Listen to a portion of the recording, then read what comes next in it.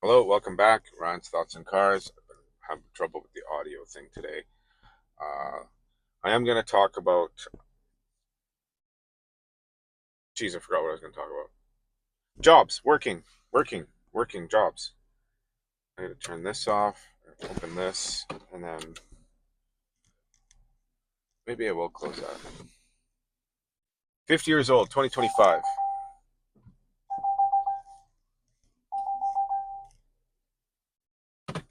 I just finished work at my second job, and I was just reflecting on how much I like doing it, how it breaks up my week. The Polizei.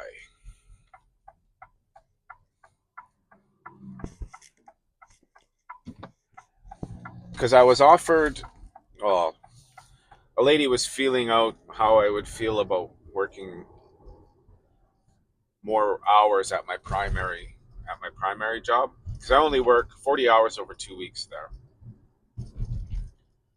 part time. And she, her partner, she's got a partner that works there with her who is also part time on the same type of schedule as me, where it's 40 hours over 2 weeks. And she just approached me and said, "Hey, if this person retires, would you be interested in taking over her job, sort of thing? And that way you could be here for 40 hours a week, sort of thing." And originally I'd said, yes, absolutely. And the thing is that, that all sounds nice, getting 4 hours from a job and all of that. And don't get me wrong, I really like the people there. I really, really, really, really like working there. But initially, I reflected on it, going 40 hours a week in the same place, day in, day out, week after week, month after month. I've never done well in that kind of situation. And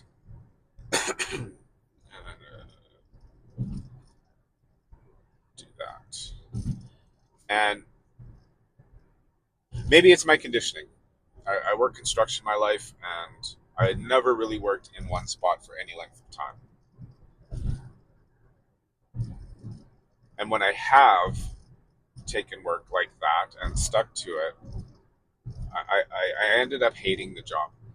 Seeing the same people day in, day out, especially if there's some kind of weird toxic thing happening where I think that happens in every job. I've even experienced a little bit of that at my primary job. But with construction, it happens all the time. You're dealing with, screw ups all day, even the bosses and all that. But you get to leave, right? You get to quit and go to the next job, or take your layoff and go to the next job. And in that way, I didn't really have to, I don't know, deal with anything. I would just say, take a hike, asshole, and then go get another job, right? On a different site. My work, as a tradesman, I can get away with it because I did good work and I had a good work ethic, right? And people did drag me around to jobs. And even like I worked for a company in construction for quite a long time. The longest I've worked for, well, second longest I've worked for of any employer. And the thing with that was, yeah, it was mostly the same people, but the job always changed, right? The job site always changed. We were always over here. We were over. Then we would go over there, and then we'd go over there, and then we'd go over there. And the job, you build it, and then it'd be done, and then you go off to the next job. And I think I'm spoiled that way, or ruined, or whatever you want to call it. Now, after talking about it out loud and thinking about it, going, okay, well, yes, I would be in the same place, but I wouldn't be doing the same things over and over. It would be, because it's a totally different job than what I'm doing for them right now. I'm doing maintenance on the buildings, and the other one would be interacting with the seniors.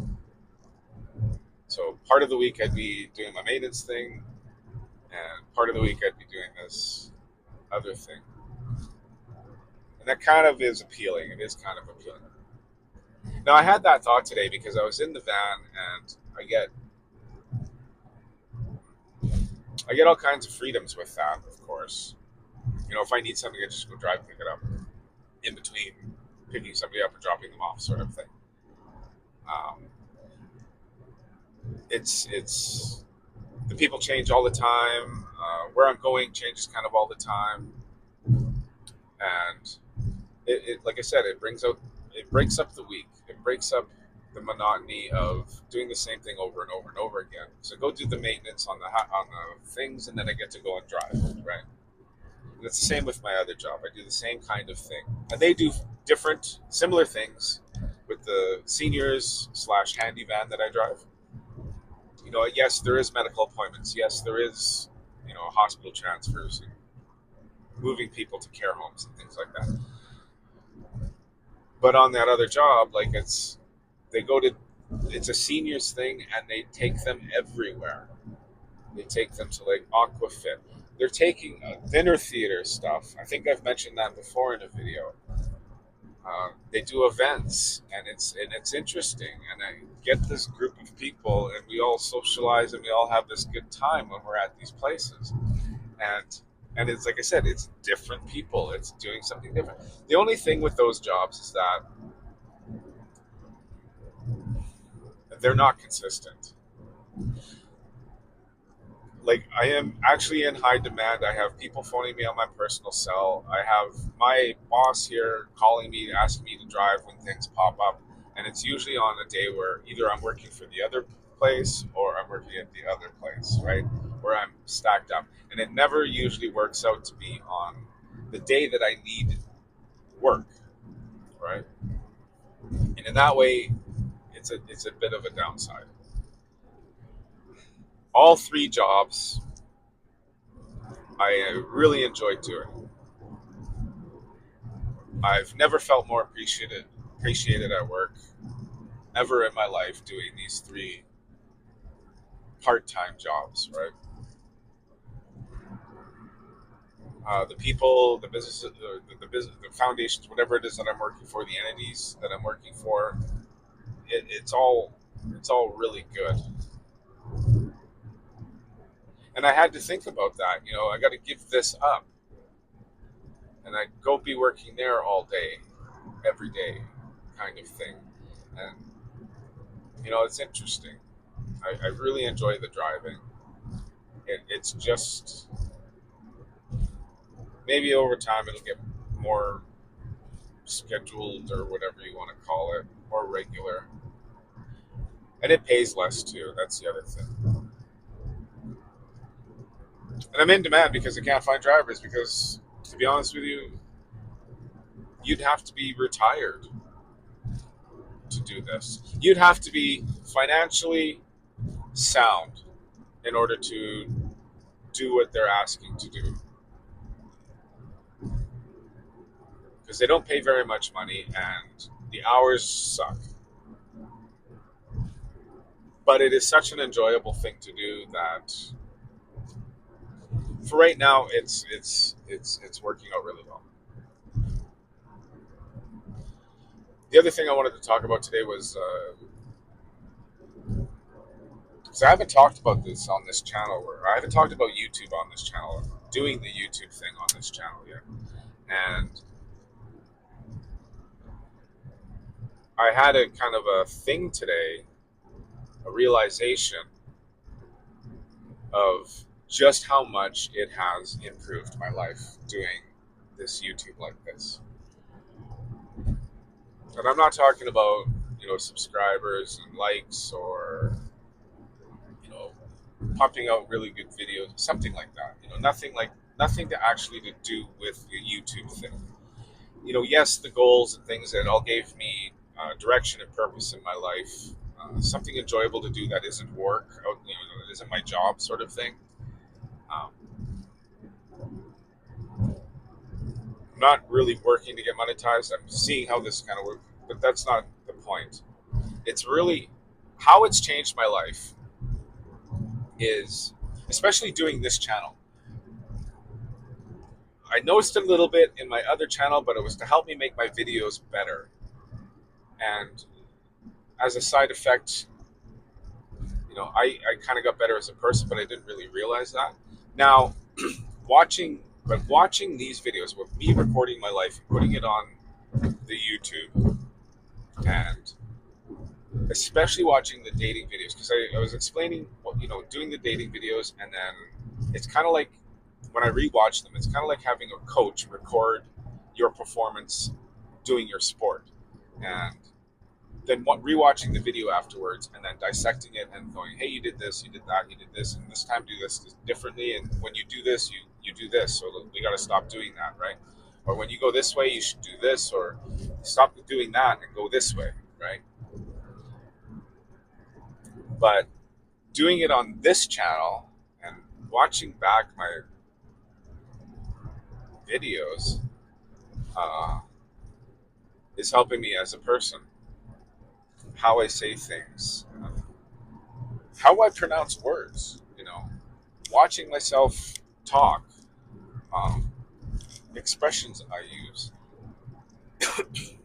Because normally that would happen in a social situation where your social group, your peer group, or whoever it is you're around will comment on your behavior and your language, your mannerisms, things like that.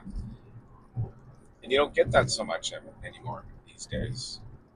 People are isolated, and I can see why people are making videos like this more and more. Yes, it's authentic. Yes, it's real life. It's not simulated realism or anything like that. But you learn so much about yourself watching yourself on these videos. Now, I don't watch videos all the way through. I'll just check to make sure audio is working. I'll check to make sure the videos work, and then I'll just put it up there, and then I'll forget about it. I don't have to look at it anymore because I got to a point here where I was uploading enough videos where I'm like a week and a half ahead, where I had a stint of time where I could do nothing with YouTube, and it was glorious not to have to think about it, not to have to look at it, not to have to dissect myself. But I was watching a couple of videos of me doing this on this channel, and I was like, hey, wait, I'm doing this, I'm doing that. This is now, no, that's affecting me in real life. And rewatching these videos, a couple of them anyway, I'm like, ooh, I like that about myself, or I don't like that about myself, or hey, I notice I do that when I do this. And doing some self correcting, just like, the coach, and, recording the game, or whatever sport you're doing, right? And I found that to be incredibly interesting, where I've seen people talk about how YouTube affects their life behind the scenes, and it usually has to do with purpose and goals and self-esteem sort of thing, right? But I really haven't seen any YouTube video people talk about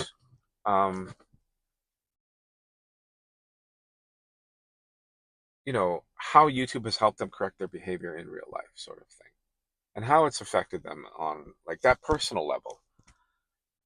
I thought that was interesting. I thought I would share it. Um, because it's kind of like going to a therapist, and somebody sits there and they listen to you talk about whatever it is you're talking about, whatever you're going to the therapist for. But really, like I was a counselor for a long time, and that's what you do.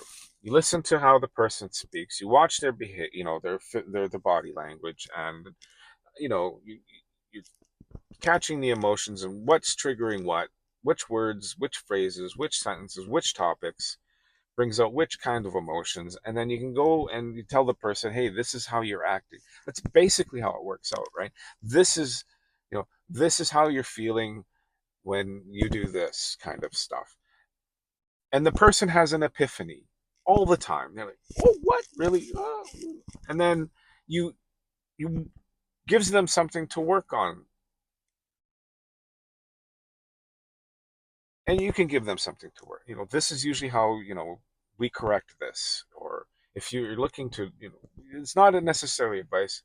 the counseling stuff is mostly helping people identify things with themselves that they don't see. That's really all it is. And people are usually like happy to hear it because they don't see that about themselves. It's new information. And watching these videos is like that. I'm like, ooh, I didn't know about that about what I do, and I have to like correct it or do this like this next time. And it's been really, really eye-opening for one thing, and it feels really good because I don't know who else would be going around videoing their life just for them to correct it. Like I'm doing this for views and things like to help people connect. Really, that's why I'm doing this, right? I'm telling this life story because somebody else is living a life like this, and are you doing it right? Are you not? Because I've never been 50 before. It's 2025. The world has gone for downhill since I've been born. Anyway, it hasn't really gotten better on a daily level. It seems to have gotten more complicated, more expensive, more of everything except good, right? Um, and as you get older here, like I'm in the Gen X thing, I guess, and then you compound it with health problems, things like that. And the boomers situation was totally different than we have it. It's completely different, and I've tried to take boomer advice my entire life, and it's never really turned out for the most part. Most of the advice that they've given me, there's been a few really smart people who have given me, very specific information to do something well, and yeah, okay, that's worked out. But general life advice from boomers has just been almost a complete waste of time. I'm not trying to tell people how to live their life better, or anything like that. I'm just saying, hey, this is the way it is. This is my life. Probably you can um, identify with some of it, and you're not alone, right? This is how it is, you know. And if you identify with something, say it in the comments, or if something triggers you, or you like something I'm saying here, give a thumbs up, sort of thing. And it's not necessarily for me. It's the same reason I make the videos. Put it in the comments, and so other people can see it. And because you're not making videos, I'm just some guy in a car making a video about a day-to-day thing, little experiences that happen, little bits of wisdom that drip out of my ear at some point, and hey, you guys should say something about this. And my take on the world, right? Maybe I have a similar take, maybe you got a different take. Whatever it is, put it in the comments. Other people get to see it. The world gets to see it, and we all learn from it. That's the purpose. Thanks for sticking in this long. I appreciate your viewership. Consider subscribing because there's more of this. And we're all in this road trip together. That's literally what this is. All right. Thanks for watching. See you on the next one.